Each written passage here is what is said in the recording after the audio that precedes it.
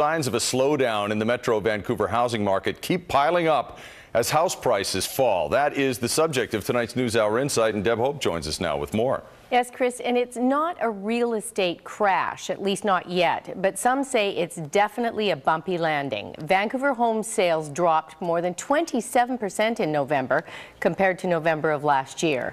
No other city besides Halifax fell further.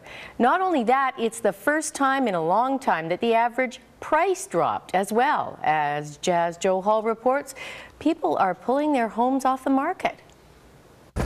Mother Nature may have delivered snow to the Lower Mainland today, but it's Finance Minister Jim Flaherty who's being blamed for the real estate market's big chill.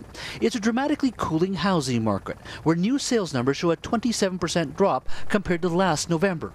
If you're expecting a thaw, you'll be waiting a while. On the pricing side, I don't expect prices to go anywhere fast. I expect prices to be quite flat for the next few years. Average prices in Vancouver have dropped 6%, from $728,000 to $682,000 for a detached home.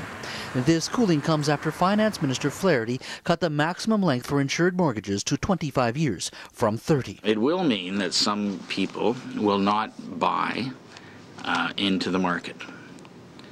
It will also mean that some people will buy less into the market, so they'll buy a less expensive home or a less expensive condominium. Good.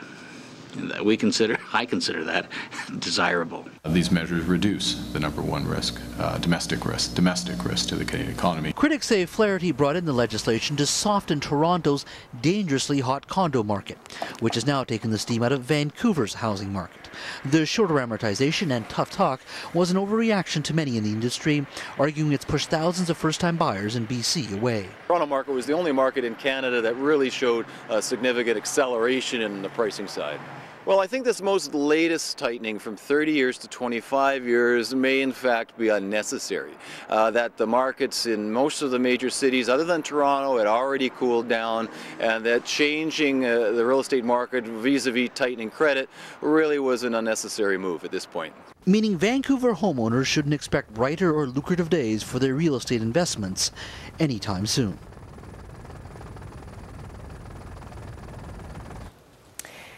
And the Canadian Real Estate Association's projections for next year aren't looking any better. It now expects home sales across the country to drop 2% to just over 447,000 sales next year.